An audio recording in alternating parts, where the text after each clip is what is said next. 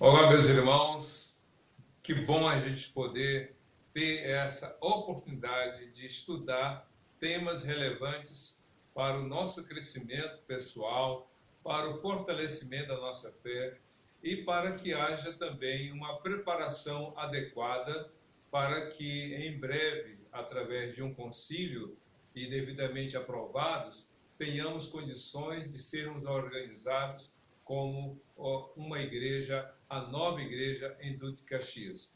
Mas como já falei no primeiro encontro, no primeiro estudo, o que vamos aprender não é algo apenas pertinente a nós batistas, mas estudar, aprender aquilo que está fundamentado na palavra de Deus. Se realmente o que vamos estudar não estivesse na palavra de Deus alicerçado, seria uma perda de tempo, seria uma atitude contrária até às orientações do Senhor, o que levaria também como consequência o desvio da fé. Então, por isso que com muito cuidado, com muito zelo, com muita dedicação, nós estamos estudando esses três grandes temas: a história dos batistas, os princípios batistas e também a doutrina batista. Por isso que cada irmão, cada irmã que acompanha os estudos através das redes sociais, WhatsApp e também YouTube, tem a oportunidade de fazer suas anotações. Hoje já é o terceiro encontro, o terceiro estudo. Eu creio que até o presente momento muita informação tem sido dada, mas o importante é você conhecer e se apropriar não do que eu falo, mas das verdades bíblicas que estão fundamentadas aqui na palavra do Senhor. E como vocês já sabem, esse estudo, ou essa série de estudos, tem como base essa revista, Impacto Batista, ou pela Impacto Realidade Batista, e essa revista foi publicada em 2001, mas as informações, como são fundamentadas na palavra de Deus, nunca perdem o seu valor. Pois bem, então nós estamos seguindo a indicação da revista através de perguntas. E a pergunta principal para o nosso estudo de hoje é a número 3. Qual o conceito dos batistas sobre a autoridade do Senhor Jesus Cristo? Você já pensou? Qual é o conceito que nós batistas temos a respeito da autoridade do Senhor Jesus? Só o fato de nós falarmos que Ele é o Senhor, isso já fundamenta, isso já comunica, sobretudo, realmente quem nós cremos e como nós consideramos o Senhor Jesus. Eu gosto muito daquele texto, Mateus 28, verso 18. Ele disse: toda autoridade me foi dada nos céus e na terra. Mas como é que a gente vê essa autoridade de Jesus sobre a nossa vida? Então, algumas colocações, algumas declarações, vamos aqui pontuar. A primeira delas é a seguinte: você reconhece a autoridade de Jesus a partir dessa convicção: fidelidade exclusiva do crente ao Senhor Jesus. Essa é a primeira parte da declaração. Fidelidade exclusiva do crente ao Senhor Jesus. O cristão, ou seja, quando a pessoa se converte, ele declara a sua fé em Jesus e ele tem um comprometimento de sua fidelidade. Não é à igreja e nem ao pastor, e nem mais outra pessoa, humanamente falando. O cristão tem a sua responsabilidade e deve a sua fidelidade tão somente ao Senhor Jesus. Tanto no livro de Mateus 24 como no Mateus 25, a gente vê Cristo contando algumas parábolas escatológicas, ou que falam sobre o fim dos tempos, e nessas parábolas ele fala sobre a fidelidade dos servos do Senhor. Uma das parábolas diz respeito àquele homem que ia viajar e ele deixou a sua fazenda sob a responsabilidade de um homem. E esse homem começou a maltratar, a espezinhar, e Cristo fala: se esse homem começa a espezinhar, começa a maltratar, começa a viver de modo irresponsável, quando vier o seu Senhor, vai ser reprimido, vai ser reprovado, condenado e será lançado no inferno. Mas se o empregado cuidar bem dos seus empregados, dos seus colegas, cumprir a sua missão dada pelo Senhor, quando o Senhor vier, ele será colocado realmente no lugar adequado e guardado pelo Senhor, porque ele foi fiel ao Senhor. E é isso que também a parábola dos talentos fala. E lá, em Apocalipse, em uma das 7 cartas, Cristo falou: ser fiel até a morte e dar-te-ei a coroa da vida. Esse ser fiel até a morte é permanecer fiel até mesmo quando a vida é posta em xeque. Então, o cristão tem a sua fidelidade exclusiva ao Senhor Jesus. Primeiro ao Senhor e depois à igreja. A fidelidade e o compromisso com a igreja deve ser consequência da fidelidade e compromisso com o Senhor Jesus. E a frase seguinte é: que é a única autoridade sobre a sua vida. Ou seja, nós reconhecemos que a nossa fidelidade tem que ser exclusiva ao Senhor, mas também Jesus é reconhecido como a única autoridade. Não é uma das, é a única autoridade. Quem pode dizer que você está certo ou errado? A palavra de Deus, a palavra de Jesus, porque a palavra de Jesus expressa a vontade de Jesus. Lembra lá de 1 Coríntios 11, 28?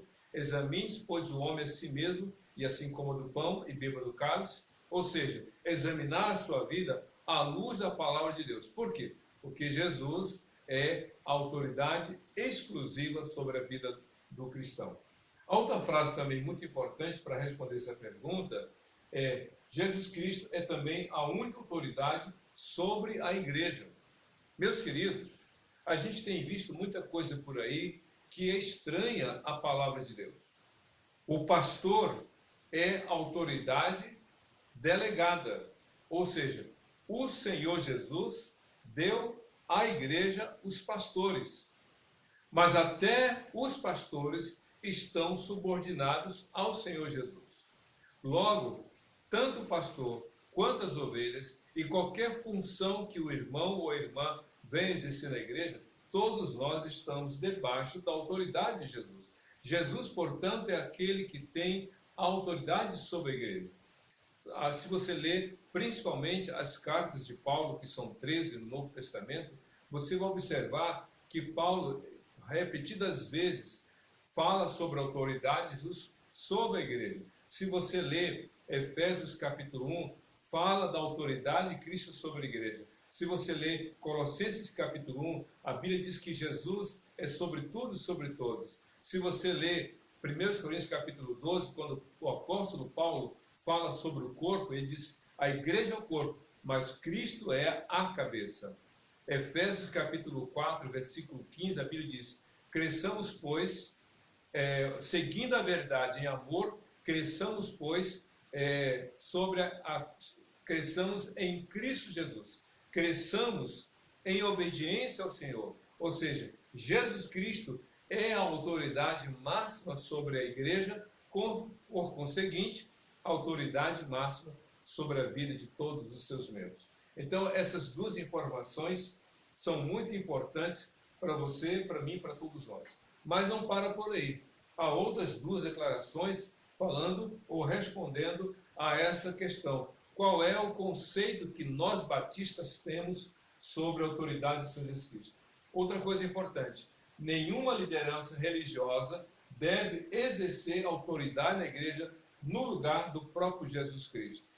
Se você ler Efésios capítulo 2, você vai ver que o apóstolo Paulo, ou não, Efésios capítulo 1, no final, fala que a autoridade de Cristo foi dada à igreja. Então, a igreja no mundo representa, a igreja no mundo fala sobre a autoridade de Jesus.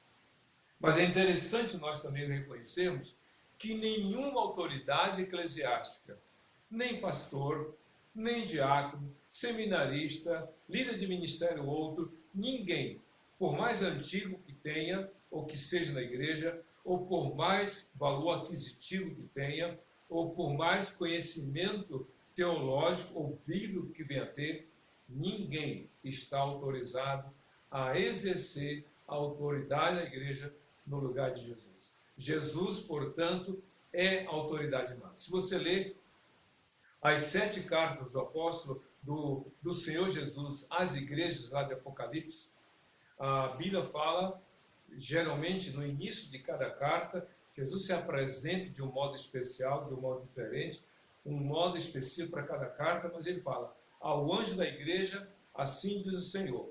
A carta é dirigida ao anjo da igreja. E esse anjo, para muitos estudiosos, é o líder religioso da igreja, é o pastor da igreja. Mas até o pastor está sujeito a Jesus. Se você ler Apocalipse capítulo 1, o escritor apóstolo João escreve aquilo que ele ouviu de Jesus, que Jesus ele tem as 7 estrelas na mão e anda entre os 7 candeeiros. Os 7 candeeiros e as 7 estrelas estão falando tanto dos pastores quanto das igrejas. E Jesus exerce autoridade sobre todos. Mas outra coisa interessante está aqui. Todo cristão tem livre acesso a Deus por meio do Senhor Jesus Cristo. Todo cristão. Você pode trocar a palavra cristão pelo ser humano. Ou seja, todo mundo tem livre acesso a Deus por meio de Jesus. Equivocadamente, alguns irmãos têm tentado resgatar ou aplicar no Novo Testamento algumas experiências ou algumas práticas do Velho Testamento. E não só querer aplicar ao Novo Testamento, como querer aplicar isso na sua vida hoje. Qual é a questão de hoje que a gente observa? No Velho Testamento havia a figura do sumo sacerdote, dos sacerdotes e dos levitas de modo geral. Você vê aí uma hierarquia.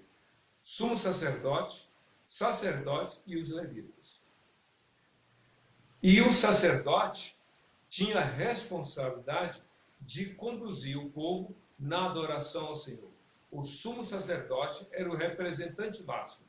O sumo sacerdote, de costas para o povo e direção ao altar, representava o povo diante de Deus. Por isso que no dia do Yom Kippur, o dia do perdão, para nós no mês de setembro, eu era o sumo sacerdote que entrava no Santo dos Santos e oferecia sacrifícios a Deus por ele e pelo povo.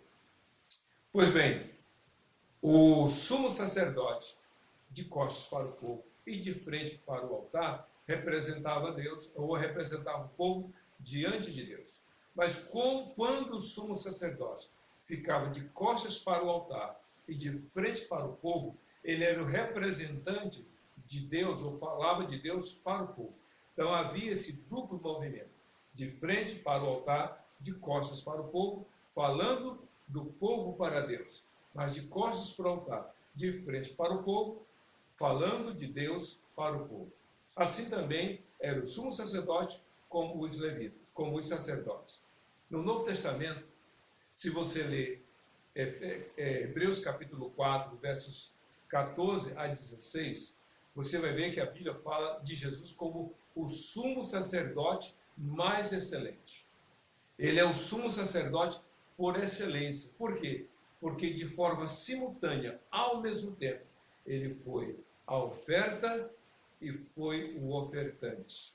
Ele foi o adorador e aquele que era o objeto da adoração no sentido de entrega. Então Jesus fez o trabalho simultâneo.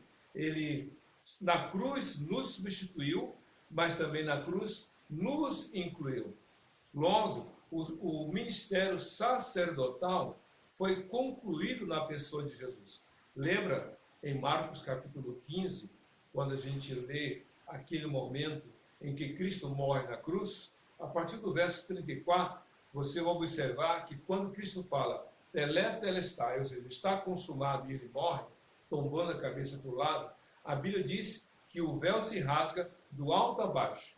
Aquele véu fazia separação entre o santo lugar e o santíssimo lugar. O templo tinha o átrio, o pátio, o átrio, tinha o santo lugar e o santíssimo lugar onde ficava a arca. Esse véu era muito alto e muito grosso. Pois bem, ninguém podia rasgar de baixo para cima e muito menos de cima para baixo. Mas quando Cristo morreu na cruz, ele rasgou o véu. Então todos nós agora temos livre acesso à presença de Deus pelo sangue de Jesus. É isso que Hebreus capítulo 4, do verso 14 a 16 fala, que Cristo adentrou os céus e ali, ao morrer na cruz, ele nos permitiu entrar na presença de Deus. Então, todos nós, todo ser humano, em Cristo Jesus, tão somente pela fé em Cristo, se torna sacerdote. É o ministério sacerdotal de todo crente. Nenhum crente precisa mais de intermediário, como o sacerdote ou o sumo sacerdote. Todos nós agora, no nome de Jesus, temos livre acesso à presença de Deus. Que bênção!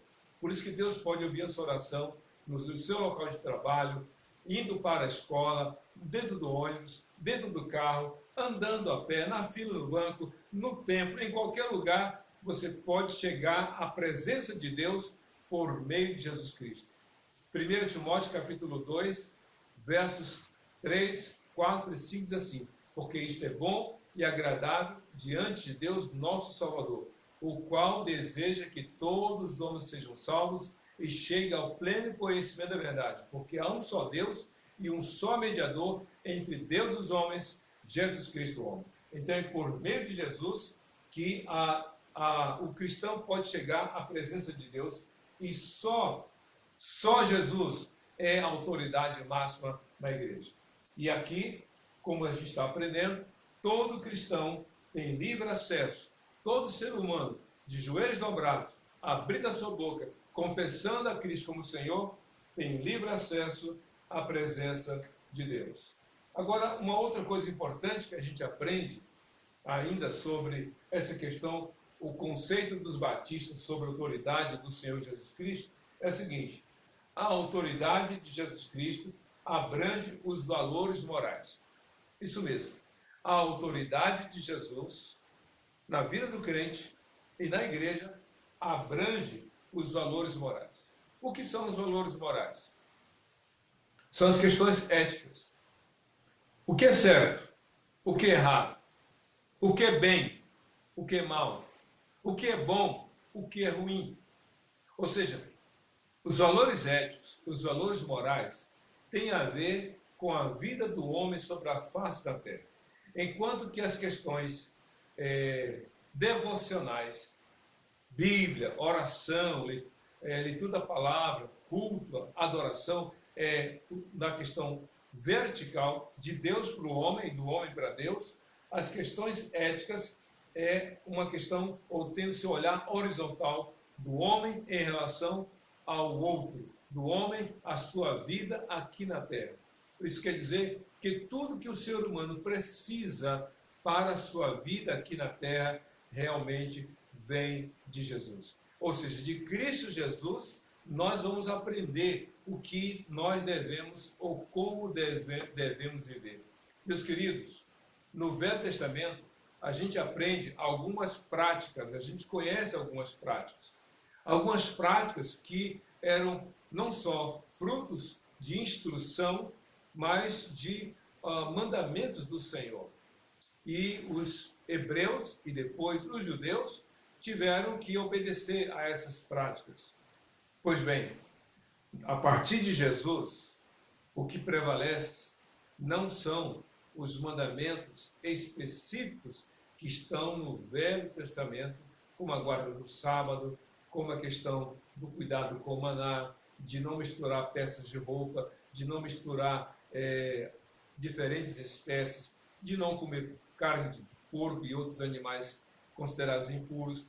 Algumas práticas, a questão das práticas ritualísticas, são coisas que estão no Velho Testamento, mas que cada uma delas apontava para a vida em Cristo Jesus.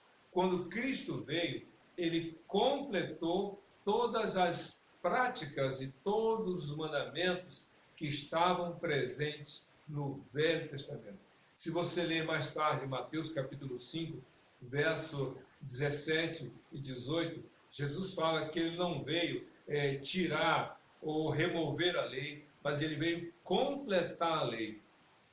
Completar a lei é de um modo pleno, e ele completou a lei. Logo, o que hoje rege a vida do crente não são as práticas que estão no Velho Testamento, que apontam para Jesus, mas sim as ordenanças e os mandamentos dados pelo Senhor Jesus, que estão presentes no Novo Testamento. Por isso que há diversas instruções, principalmente nas questões morais.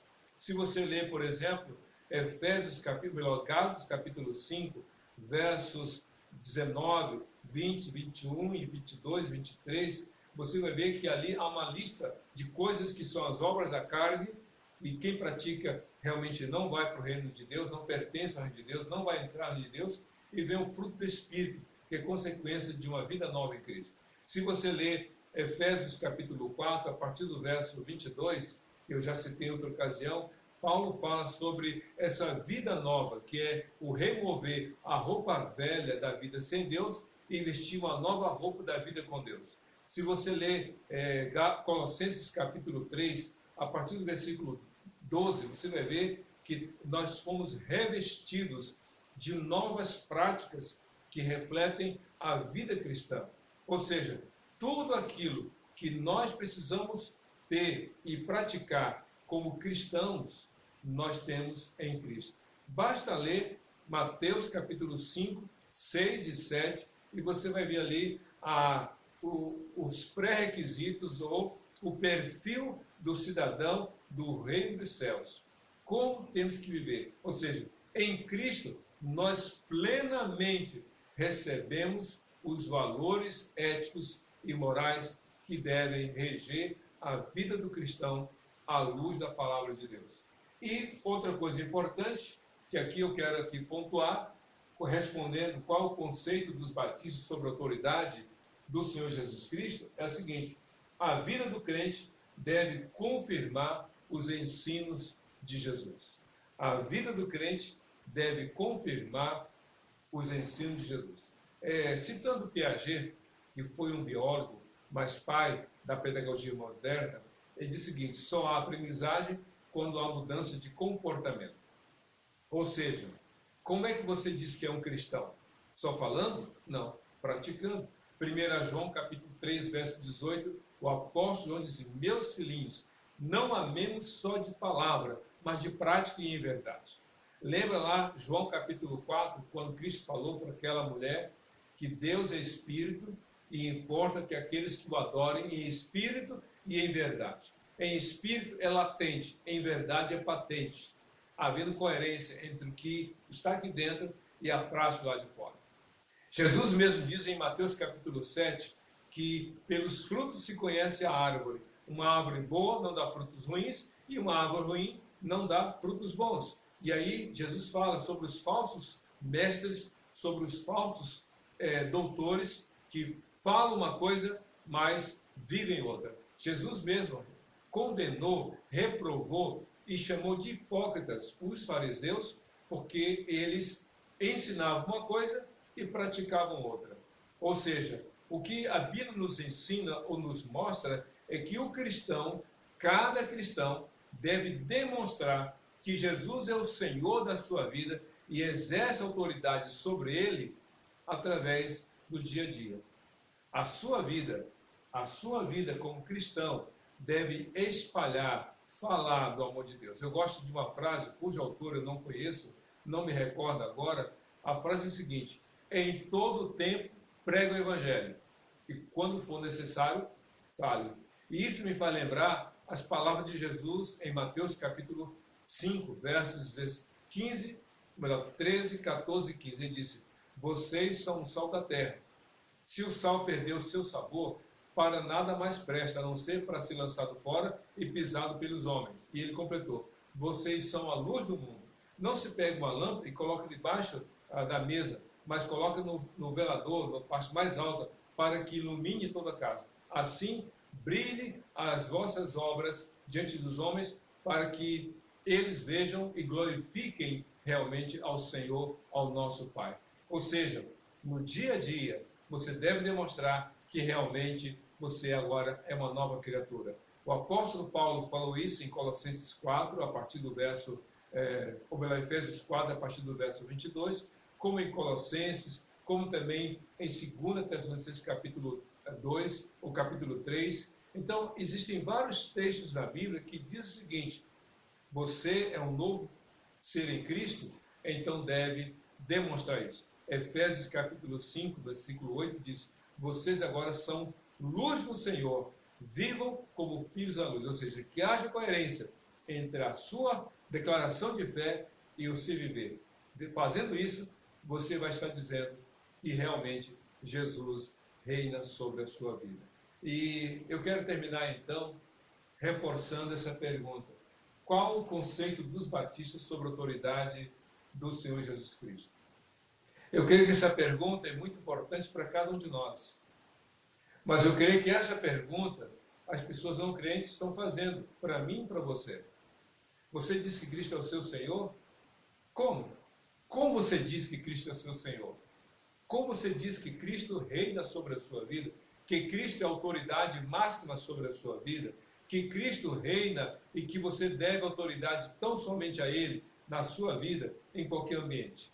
Que você viva de tal modo a manifestar diária e constantemente que Jesus é o Senhor da sua vida pela palavra dele. Eu quero encerrar então esse breve estudo orando para que Deus, pelo Espírito Santo dele, realmente venha a trazer à memória aqueles textos que temos estudado e que nos dê o devido entendimento para nós colocarmos em prática a sua palavra. Vamos orar?